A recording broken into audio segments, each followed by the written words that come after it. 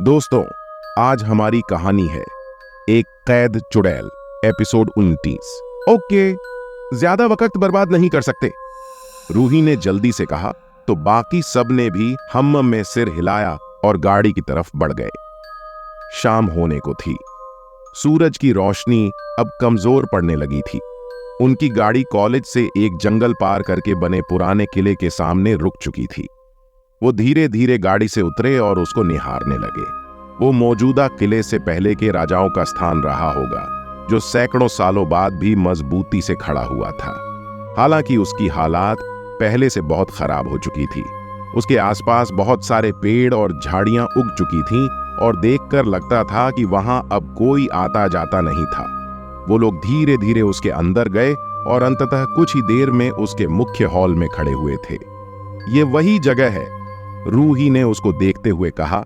तो बाकी सब भी उस उजड़े हुए हॉल को निहारने लगे। वहां सड़े गले कुछ कबाड़, ऊंची ऊंची दीवारों और मजबूती से रुकी विशाल छत के अलावा कुछ नहीं था। वो वहां से निकले और धीरे धीरे पूरे किले में घूमते हुए हर स्थान को देख रहे थे।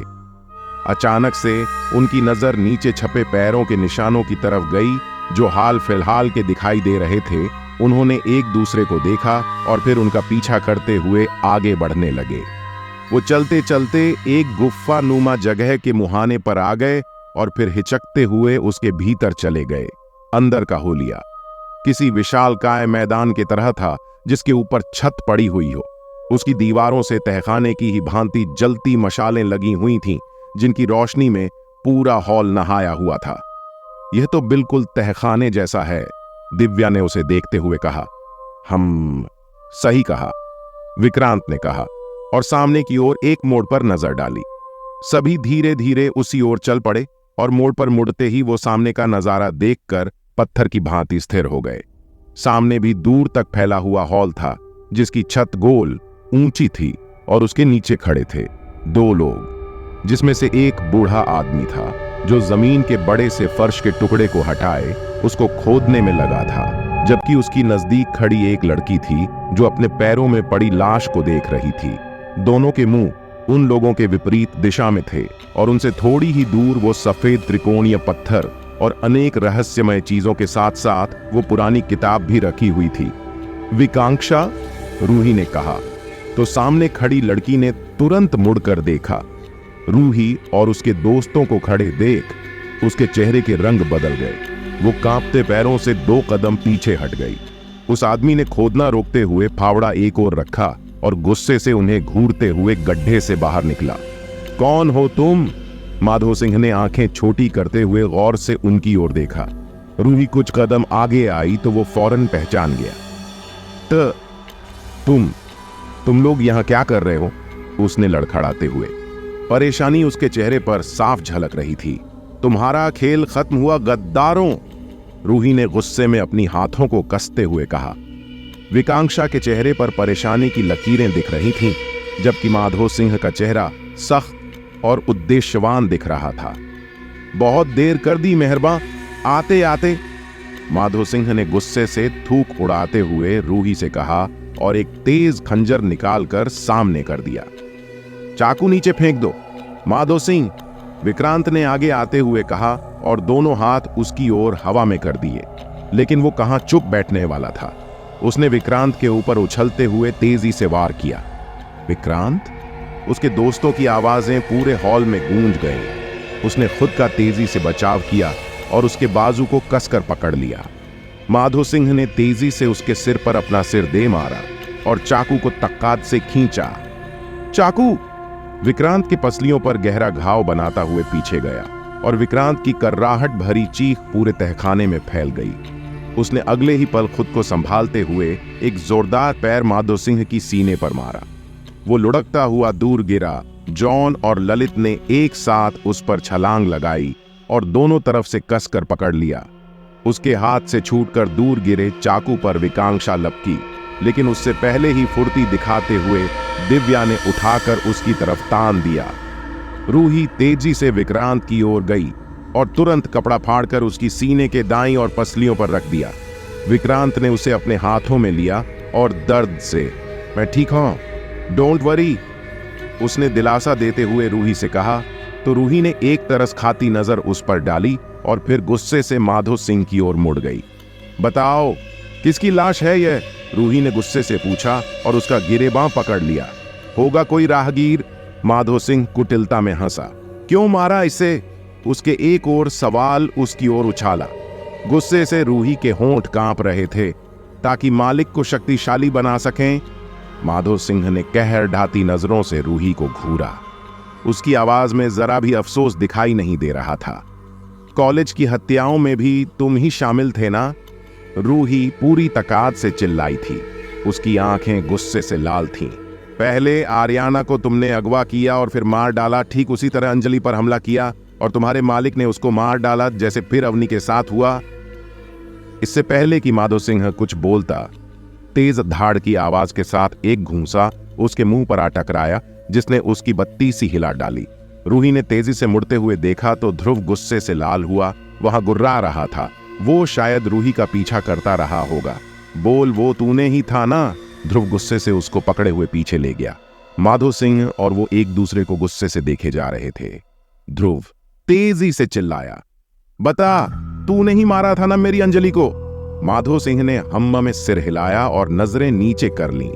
ध्रुव तेजी से विकांक्षा की ओर मुड़ा और उसका चेहरा पकड़ते हुए सामने कर दिया।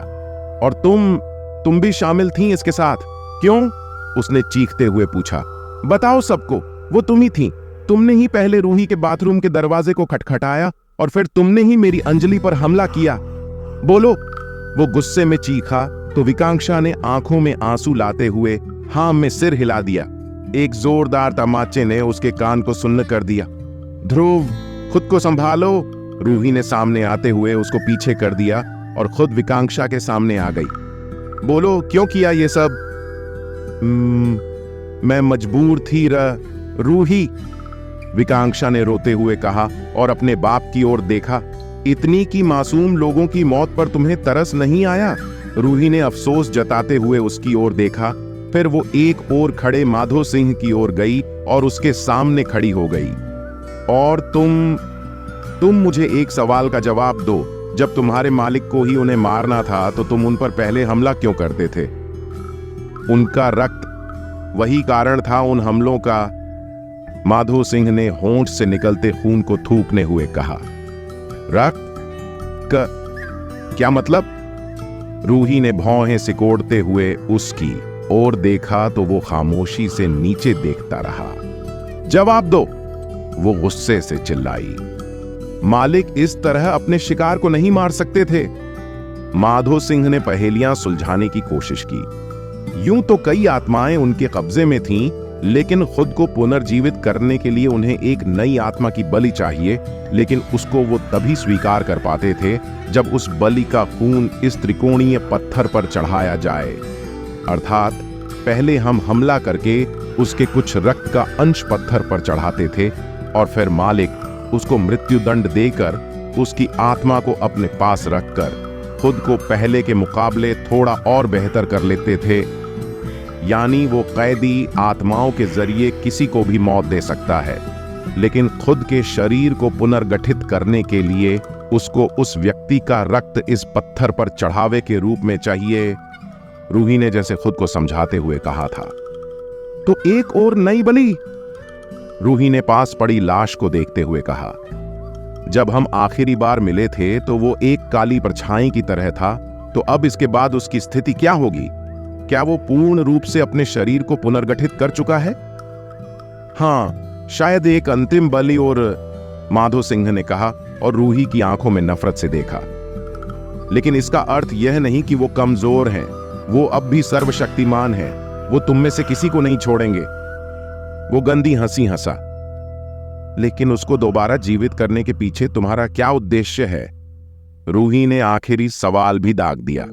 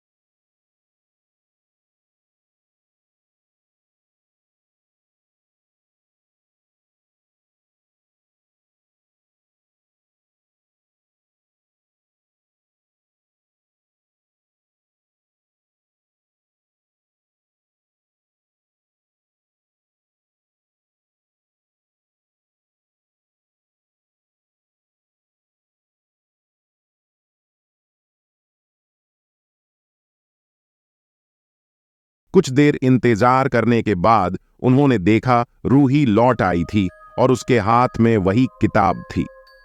सुबह के 10 बजे थे और कॉलेज में माधो सिंह की गिरफ्तारी के साथ ही सभी मर्डर केस सॉल्व होने की खबर आग की तरह फैल चुकी थी। सभी स्टूडेंट्स खुशी से बात के पुख्ता होने का सबूत देखते घूम रहे थे।